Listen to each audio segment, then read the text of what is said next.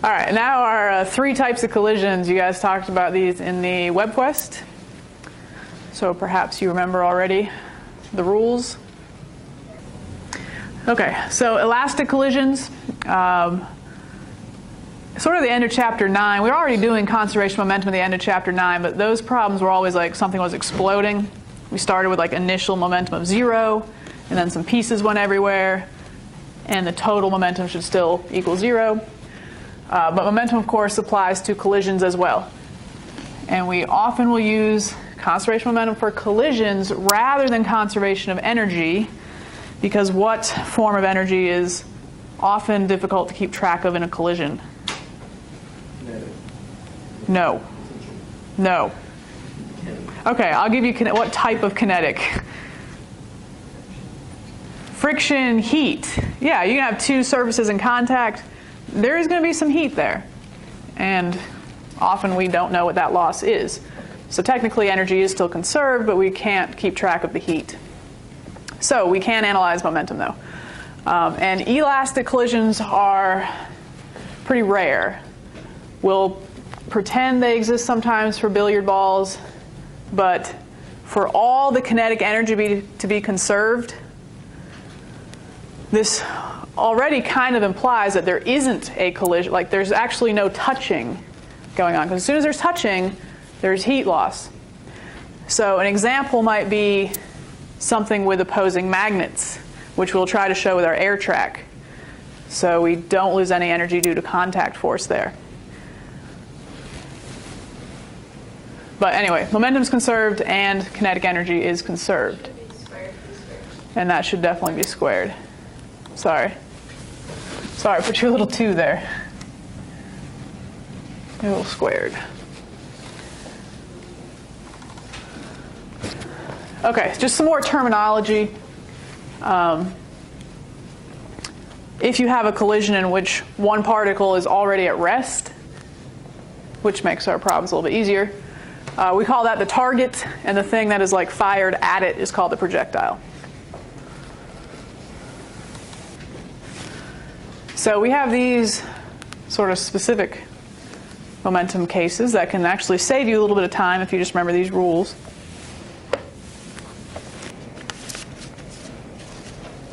Okay, so I'm going to use a couple of situations to imagine for each of these. This is for elastic collisions, though. So case number 1, if mass 1 and mass 2 are equal, and also, of course, we're assuming the target is at rest. So mass 2 is starting at rest. So imagine you have 2 billiard balls. One of them's at rest, and the other one is just headed at it. They have the same mass. In that case, if mass 2 started at rest, then they'll simply have to switch speeds. So if mass 2 is still, mass 1 hits it. This is for an elastic collision, though. It's not necessarily true all the time. You can imagine hitting billiard balls where they both keep moving. But if it's elastic, they'll simply swap speeds. And the first ball will stay at rest, and the second ball will pick up mass 1's original velocity. Okay, so that's true if the masses are the same. 2 billiard balls, although the cue ball is technically lighter. Case 2, the target is massive. Target. So let's say you're firing a marble at a bowling ball. The bowling ball is the target. It's still. What do you think is going to happen to the marble? It's going to crush it. It's going to move right on through. Okay, that's going to be the next scenario. But marble at a bowling ball is still. What happens to the marble after the collision? It bounces back. What's going to happen to the bowling ball? Will it have to move in reality? No? Yes, just a tiny bit. Just a tiny bit. It does have to move, because we initially had, say, momentum to the right. Marble was going to the right. If the marble kicks back, we still have to conserve that momentum to the right. So the bowling ball, yes, it does have to move a little bit, because it's so much more massive. But it's barely moving, so we kind of assume it to be nothing. The marble would just bounce back at its same speed. Okay, this scenario, the projectile is massive. So now you're firing a bowling ball at a marble still. What's going to happen to the bowling ball? Just going to plow on through. Is its speed going to be affected much? No. Probably going to be the exact same thing it was already. So the bowling ball is just going to stay with essentially whatever speed it had. Yeah, it'd slow down a little bit, but what about the marble? When it gets hit by a bowling ball, if this somehow happened in space along the center mass line, so it wasn't actually rolled over, it would actually pick up double the speed of the bowling ball originally.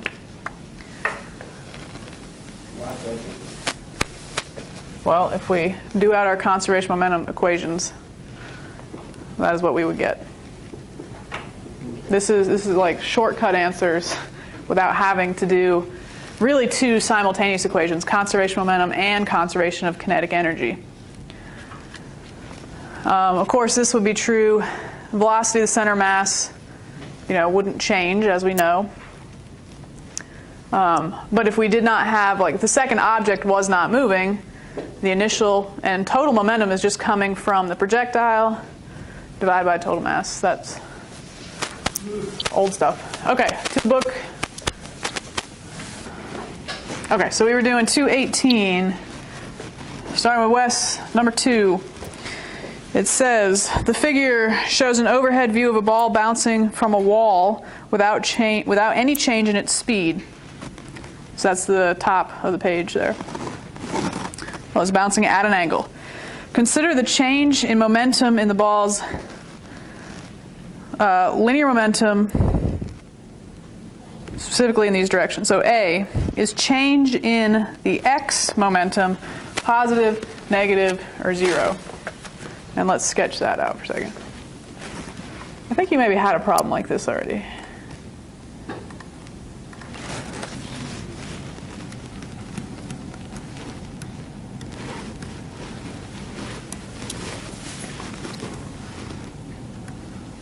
Let's make up numbers.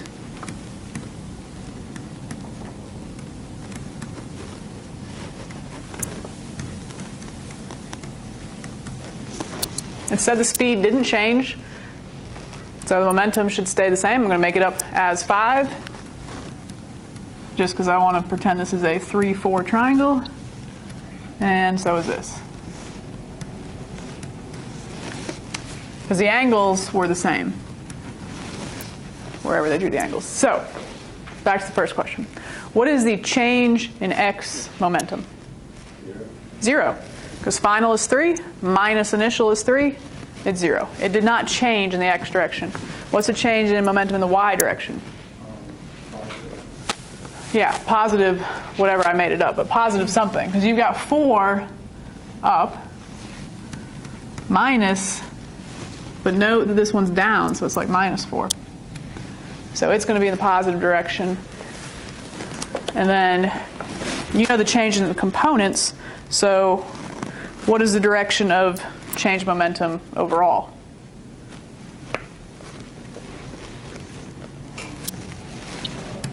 Yeah, just up. Px was nothing, so that's not affecting your answer.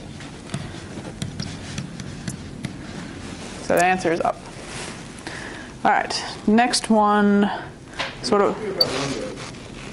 The cases that we just did. If a target is like, it's massive, but if it's like a wall or something, does it still apply? If it's like a wall or Well, I think not really, because there's so many external forces in a wall. Because that wall is connected to that wall, connected to another wall. You just had a wall sitting straight up. Yeah, those cases would apply. Would the wall move in reality? Yes. Not a lot. But you can measure it. They can put lasers on the walls. You can throw a ball at the wall. You can see the laser move. It does move. throw a marble at a wall. You might need some more precise equipment for that, but technically it would move.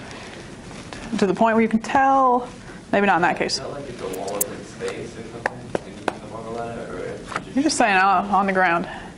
You don't think like vibration would like stop it from moving? But that has That wouldn't have enough force. Oh, yeah, I mean, I'm not saying it would slide away. And that, you're right, there's friction at the bottom, and that turns into a torque problem where you have forces acting on different parts of the object. Because so far we've been kind of assuming everything happens at the center of mass, which is not necessarily true, because you're right, friction would be acting at the bottom of the wall.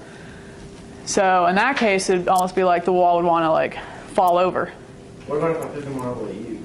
So you might be able to see the lean in it. No, I'm serious. Like, if I threw the marble at you, That would hurt. Why would you do that? You wouldn't move at all. Well, there's the force of friction between my feet and the ground, as Wes points out. But yeah, I would move backwards. That would probably keep my feet still, but I would start to lean. Yeah. All right, Tyler, you got number 3. Bottom of 219. What is the final linear momentum of the target in 10.7? So that's really just the scenario we talked about where the target started at rest. Anyway, what's the final linear momentum of the target if the initial linear momentum of the projectile is 6 kilogram meters per second, and the final linear momentum of the projectile is a2? Let me draw that again.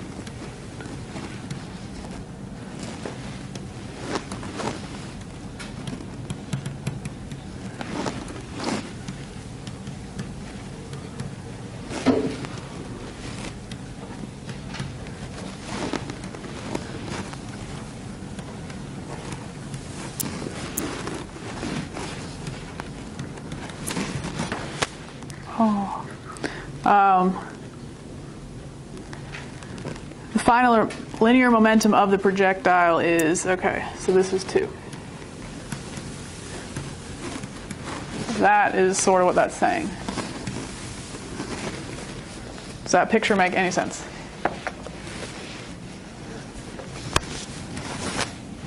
Initial, final, target starts out as still. It just says what's the final momentum of the target after it's hit. Yeah, gotta be 4. It's just conservation momentum. Part B, what if this is -2? Good, then it'd be 8. Still trying to conserve 6. And then what is the final kinetic energy of the target if the initial and final kinetic energies of the projectile are 5 and 2? So again, it's still, so its initial kinetic energy was 0. But it says this is 5, and this is 2. And since this is an elastic collision, kinetic energy must be conserved, so it must be 3. Piece of cake. All right, I think we have one more. Next page, 220. Brandon.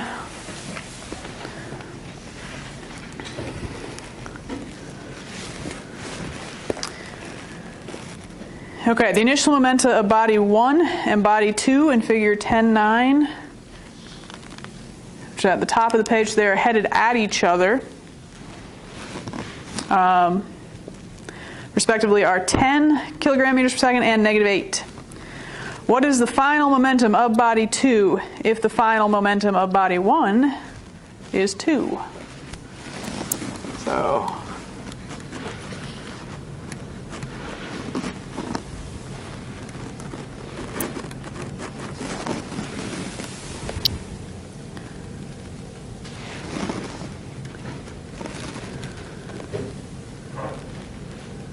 actually, the other way.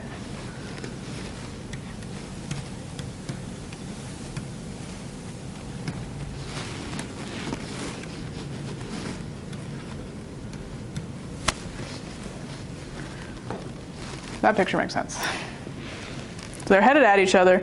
The initial momenta of body 1 and 2 are 10 and -8. What's the final momentum of body 2 if the final momentum of body 1 is 2? A lot of 2's in that sentence. Is it just 0?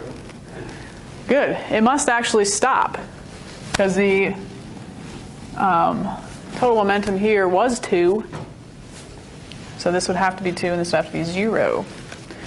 What if this was negative 2?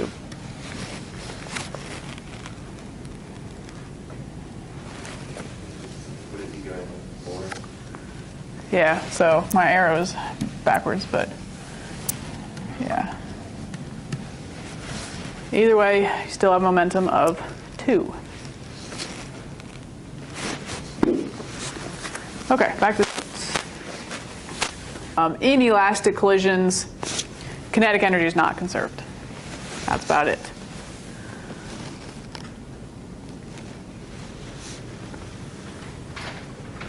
You already kind of read about the perfectly inelastic, or sometimes called completely inelastic collisions. That's actually when objects stick together. Example on that. Okay. So if it were 2 objects, your conservation momentum equation would look like this, where you would just total the mass when they stick together, and together it would have one final velocity. Okay, these are the last checkpoints, so let's just get those out of the way. And they're going to go to Thomas and Zach. And I just lost my book. So sorry, shouldn't have had you shut your book. 223. Sort of the same as what I've just been asking, those last couple questions. So Thomas, 223, number 5, it says body 1 and body 2 are in a completely inelastic, one-dimensional collision, meaning they stick together. What is their final momentum if their initial momenta are, respectively, 10 and 0?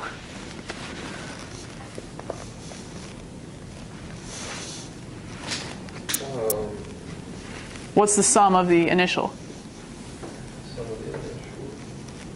If you got 2 objects, one going 10, one going 0. 10. So what's the final have to be? 10. All right, how about B? We got 10 and 4. 14. How about C? 10 and negative 4. 6. Next. If only they were all this easy.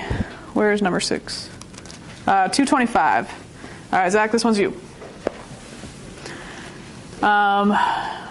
Okay, in the picture above, where that mass 1 that is moving to the right. It's moving in the x-axis originally.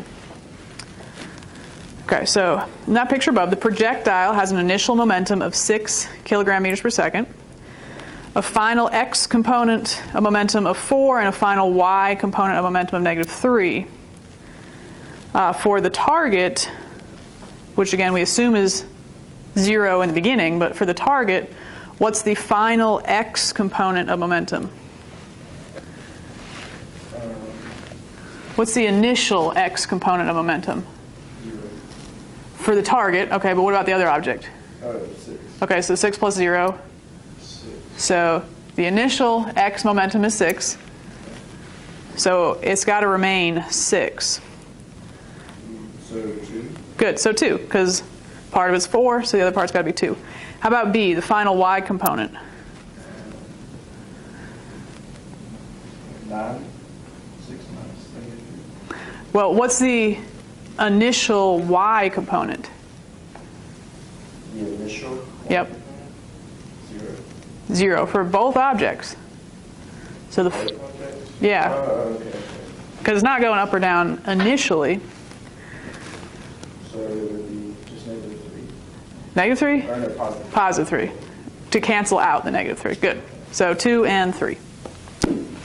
All right, now for a bunch of practice problems. So apparently I'm going back, you're going forward.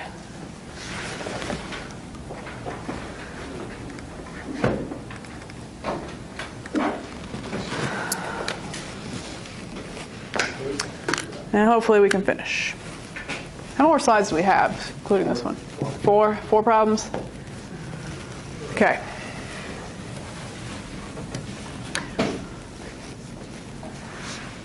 So a body of mass 2 kilograms makes an elastic collision.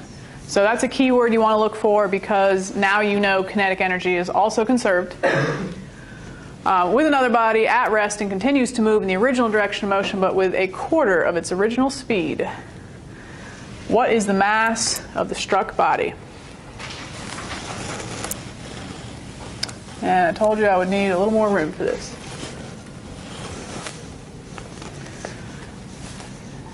All right. It's a collision, so we know, again, what two things are conserved? Kinetic energy and momentum. So let's start with momentum. And we have two bodies. First one's at rest. So let's set up what we know there.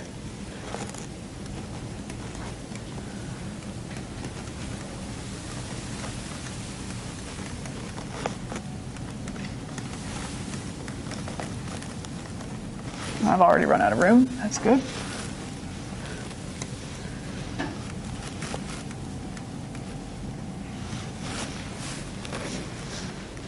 So M1 V1I plus M2 V2I plus M1, sorry, that should be 1.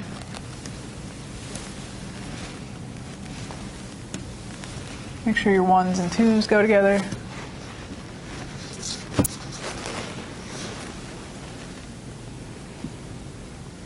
But what is 0 right off the bat?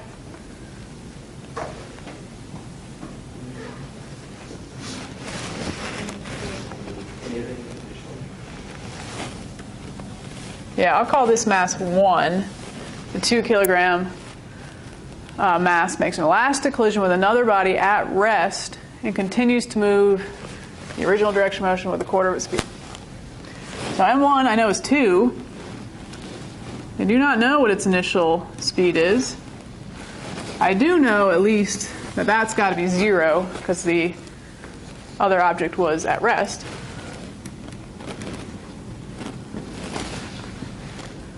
And how can I describe V1F? Good, a fourth of that.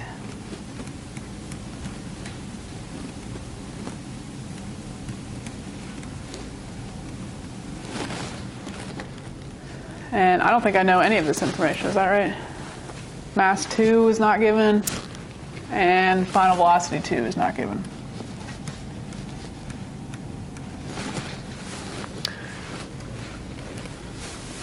Had it told us the masses were the same, we would know that they would just like swap speeds. That was one of our elastic collision rules. But of course, this one's going at a quarter of its original speed, so that obviously didn't happen anyway. They told us one mass was like way bigger than the other. We could have just sort of assumed our answer as well. But that is sadly it. What is the mass of the struck body? So I'm really trying to find M2, but I have quite a few unknowns. So alas, I'm stuck here for the time being, and now I have to look at kinetic energy, conservation of kinetic energy. So try to write that a little smaller.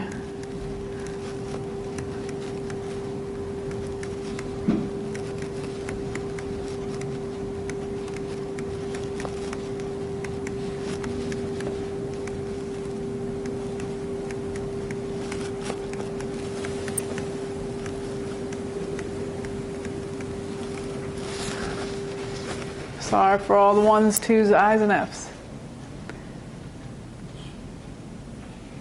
Although again, we kind of could have left out one part, because what part's 0?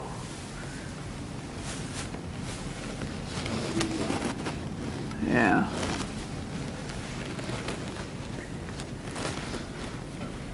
Now I'm going to plug in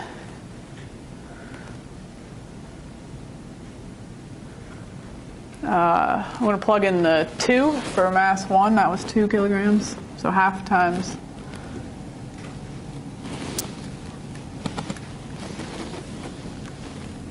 half times 2 is 1, so that goes away.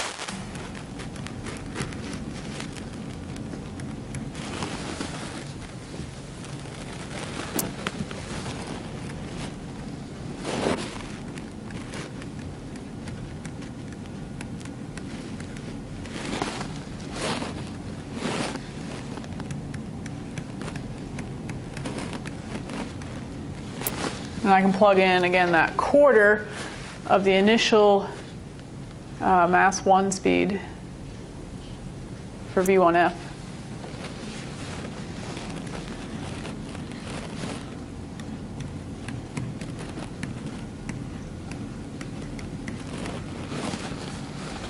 So this is a really fun algebra problem.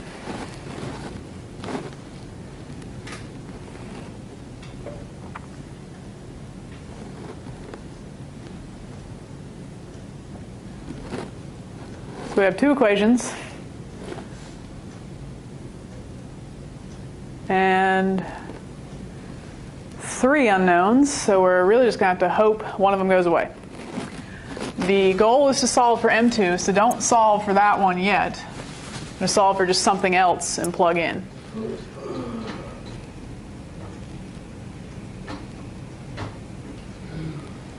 Well, I did not quite finish this one. How does this simplify down? What's a quarter of 2? 0.5. And then I have like terms. I have V1I, V1I. So if I have 0.5 here and 2 here, subtract it to the other side, what do I get?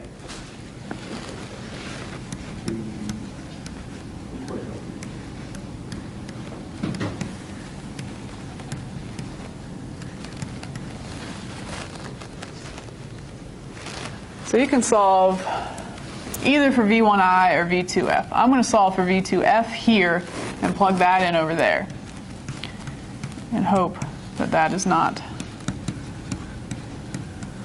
super messy.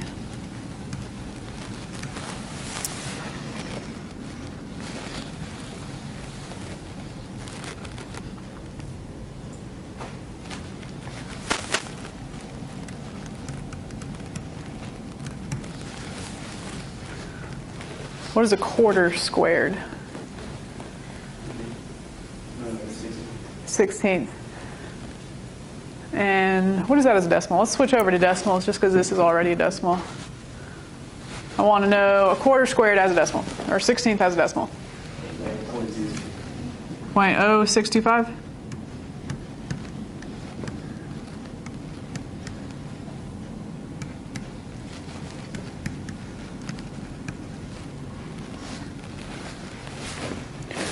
And now we do have to square all this.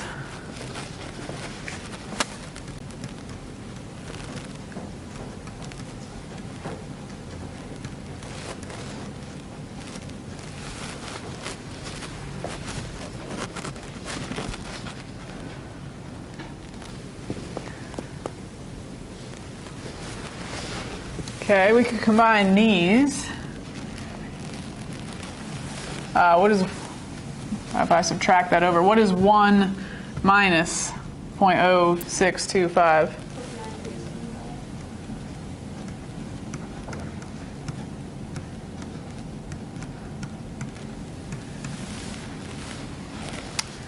All right, what is 1.5 squared?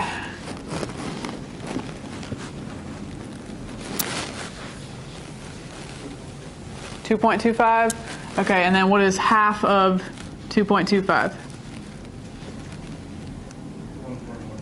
1.125.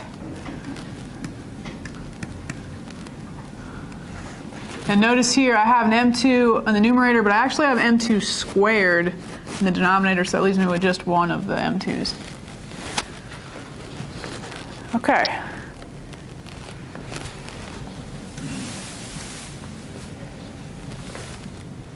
What happened to my negative sign? No, that wasn't a negative sign, I'm just kidding. I think there's one of these for homework. There may be one of these for like short answer. I hope. Multiply the M2 over 1.125 divided by 0.9375 is hopefully 1.2. Whew. And of course I have the squared on either side, those cancel out. And this is why we do not like elastic problems. They are much longer. You will perhaps need to do the simultaneous equations, once with conservation of momentum, once with conservation of kinetic energy. And I don't even think that was the last question I asked you. But the next question is really short. What is the speed?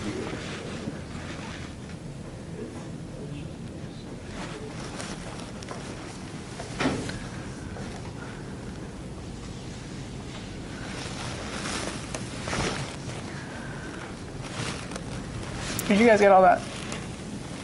Oh no. We all good there? Okay. I apologize for doing that to you.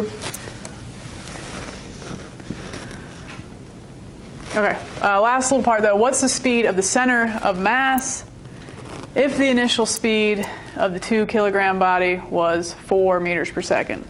If we are making that up for the initial object. So you can think of that a number of different ways. We know momentum is conserved.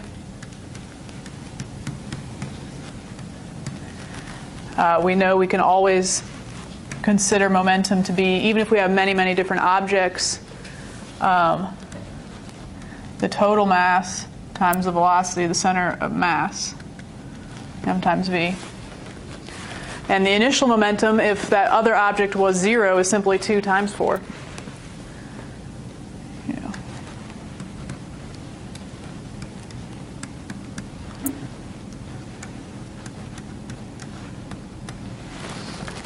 But the total mass should be what? Given what we just got for A. 3.2.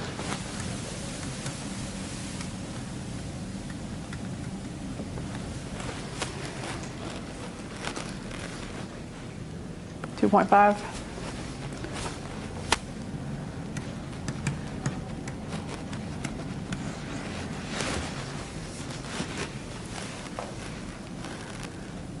Anyway, here's our, similar to our ballistic pendulum lab problem. It says a bullet, a mass 4.5 grams is fired horizontally into a 2.4 kilogram wooden block at rest on a horizontal surface.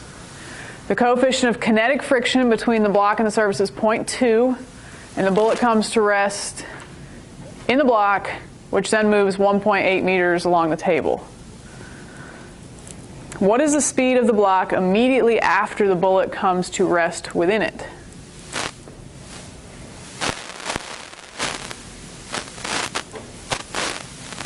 Zero? No. Yeah, it's definitely going to move the block. But what is the speed of the block? So this is going to be, after the collision. And so collision's involved. What are we thinking? Is it elastic? No. Never assume it's elastic. That's a rare case when you have an elastic collision, and it will tell you specifically if it is elastic. So we're not going to assume it's elastic, so let's ignore kinetic energy being conserved. But, collision, what else are we thinking? Momentum. Conservation of momentum. So let's see how far that gets us.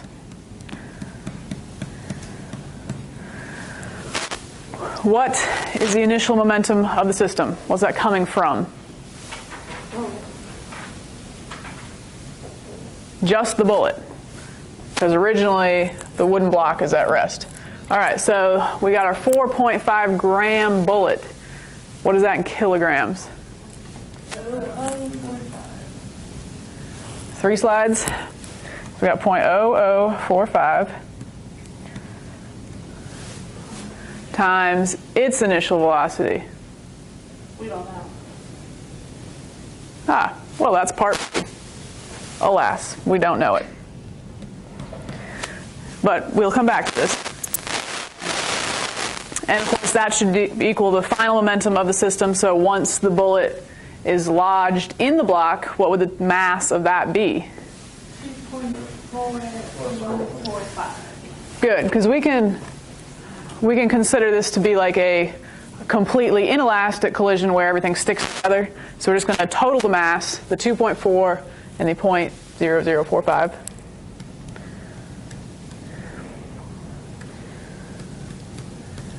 So that's the total mass times its final velocity, which is what we're looking for in part A. But we're obviously stuck because we don't know that. So what else could we look at and analyze?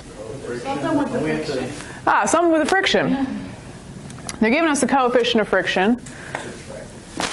So Should be able to find force with the normal. we could find the force of friction. And look, they've also given us the distance over which that frictional force would act. So what could we find there? The external? Yeah, the external energy loss, the work done by friction. So we can set,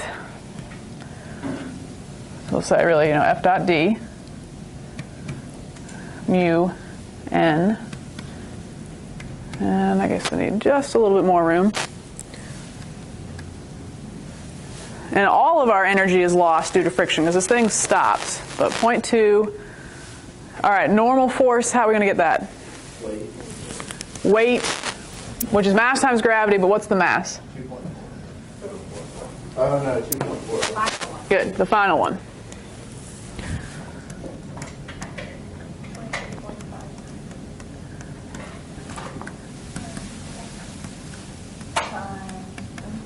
Okay, so there's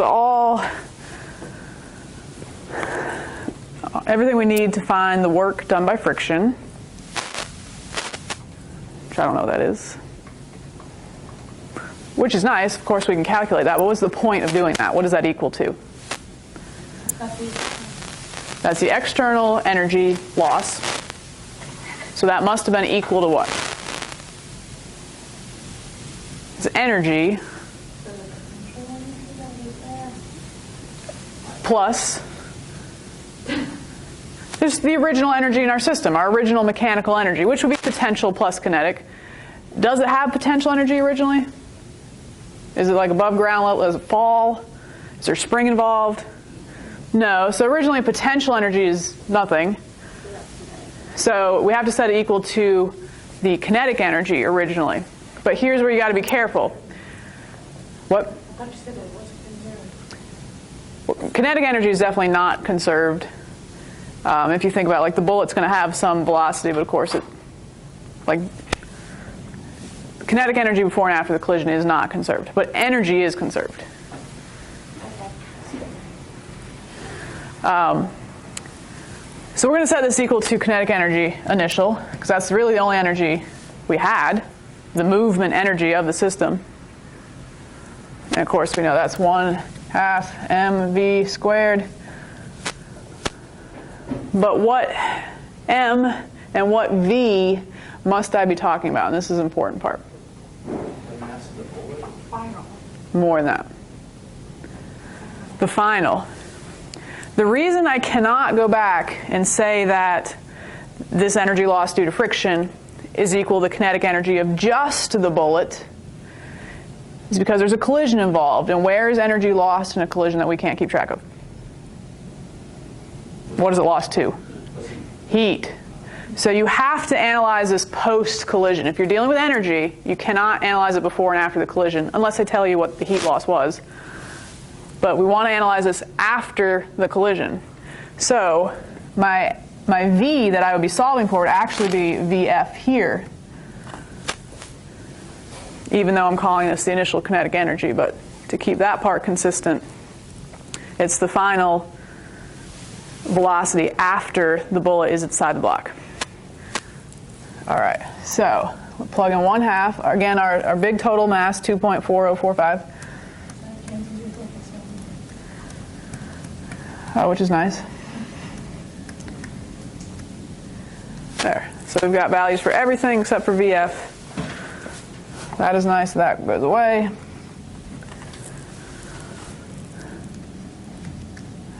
Any final answers there? I don't think I have the answer. 2.6. Oh, 2.6. yeah. 2.6. Nah. 2.66.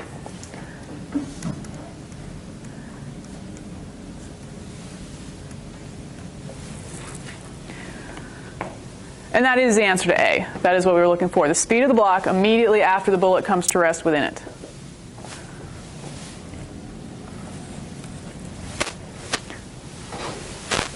Now that we know that, we can plug it into our conservation momentum side to figure out the initial velocity of the bullet, which should be significantly faster than 2 meters per second, if it's a bullet.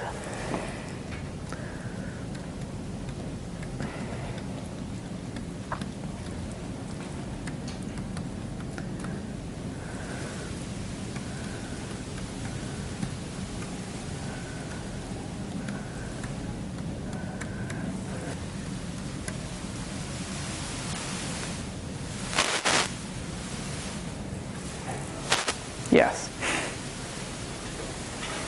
So 5 miles an hour compared to,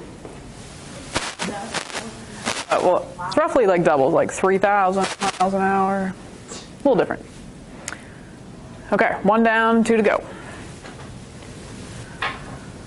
All right, 2 particles, one having twice the mass of the other, are held together with a compressed spring between them. There's so much. The energy stored in the spring is 60 joules. How much kinetic energy does each particle have after the 2 are released? Assume that all the stored energy is transferred to the particles and that neither particle is attached to the spring. Let me shut the door.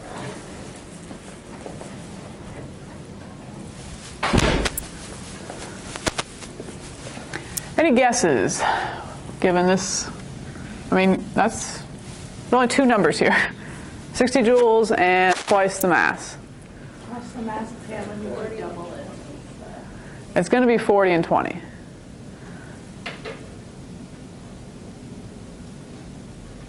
Because one has twice the mass, it's going to have twice the energy. But, alas, I'm going to split it up a long way. So we know that 60 is our total amount of energy we can have. And that's going to be distributed amongst our 2 particles as kinetic energy.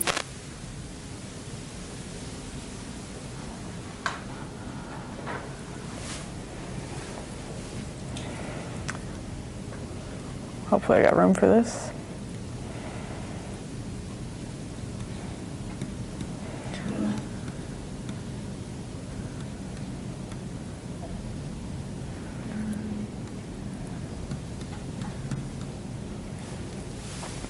It says one has twice the mass of the other, so I'll call it, 2m1.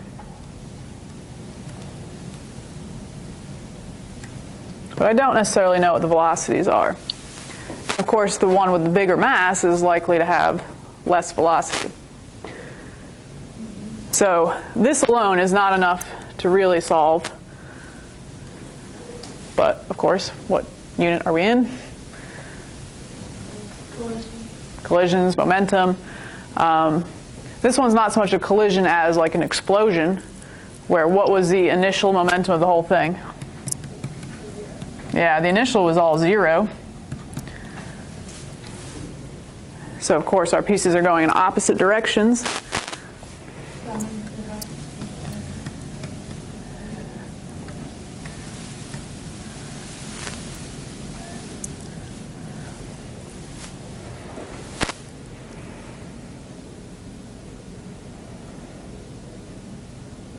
So I'm going to solve for V2 to plug in here.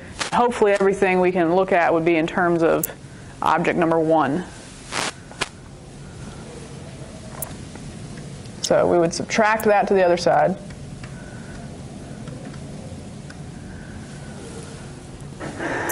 And divide by, subtracting that over here would make it negative, so I'm going to divide by negative 2m1.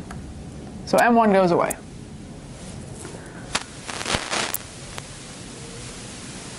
So v2 is half of v1 negative, but we're going to go back and square it anyway, so that negative sign is kind of irrelevant.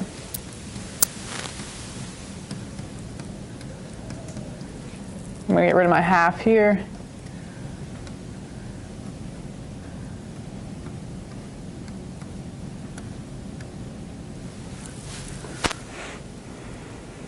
and then really just what is a half squared? A quarter.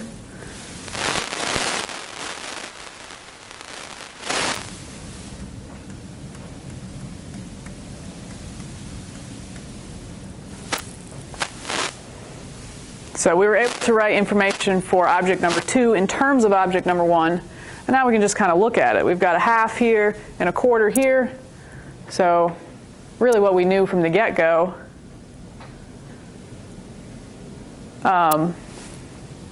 one object is going to have twice as much kinetic energy as the other. And the only way for it to have twice as much kinetic energy as the other is if it is 40 and 20.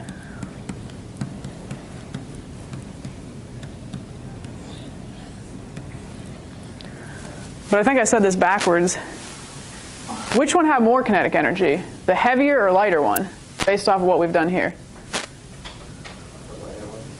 Yeah, based on what we did here, the lighter one has more kinetic energy. Because the lighter one's going to have more velocity, and that part's squared. So that means more than the mass. At least in this problem here.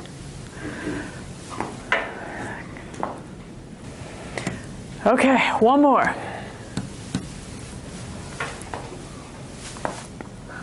All right, two-dimensional one, which you guys didn't have any. Well, I guess you kind of had the quiz problem. You didn't have any two-dimensional problems, though, really, did you? I think that's sort of the end of the chapter. All right, so still conservation momentum, but this is now going to be a two-dimensional problem, but not too bad because it says something's perpendicular. It says two balls, A and B, having different but unknown masses collide. A is initially at rest, and B has speed v. So draw that real quick, maybe with the pen. So A is at rest, so A is like the target, and B is coming in as a projectile with speed v. After the collision, speed v has half of its speed, and moves perpendicular to its original motion. Doesn't tell us up or down, but we can draw it however we want. So after the collision, B is going perpendicular, so let's pretend it's going that way, with a speed of half its original speed. So simply looking at our initial and final scenarios, which way is A going to have to go, at least partly? It's going to have to go to the right, because we originally had momentum to the right. So that's got to be conserved. We can't go from right just to up. So A is going to have to at least go to the right and down, because we didn't have any momentum up, so we're going to have to cancel that up by A going down and to the right. So A has to go like that. But will A's momentum be over 2 and over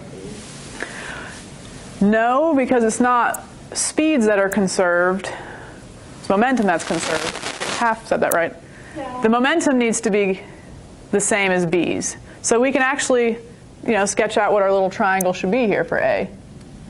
Could B go down? Sure, but it told us, oh, that's true. Yeah, it didn't say which way, it just said perpendicular, so you could have drawn it either way. So this direction will be, relative to how we drew our picture. So we'll have to say, like, relative to B's original direction of motion. Okay, so let's say this is a momentum triangle.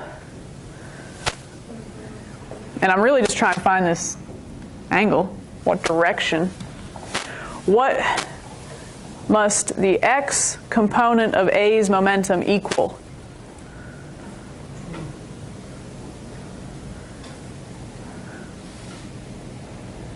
What was the original x component of momentum?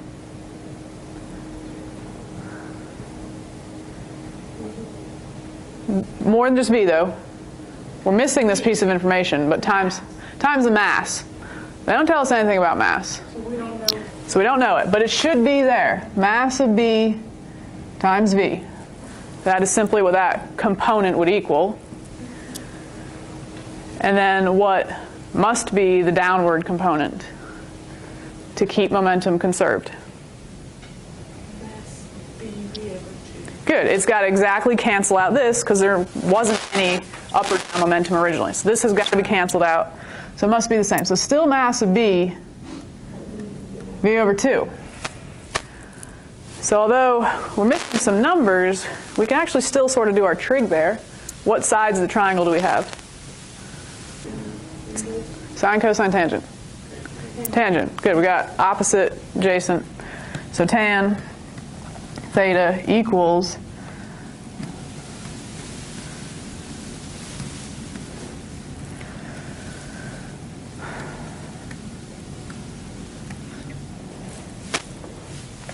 so most of that cancels out. You're basically just doing inverse tan of a half.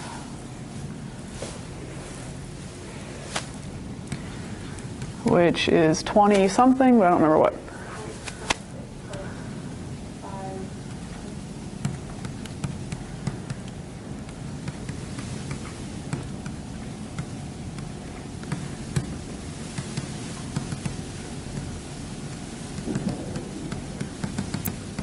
And since, we kind of chose which way to draw that, we'll say just from B's original direction. So that could have been up or down.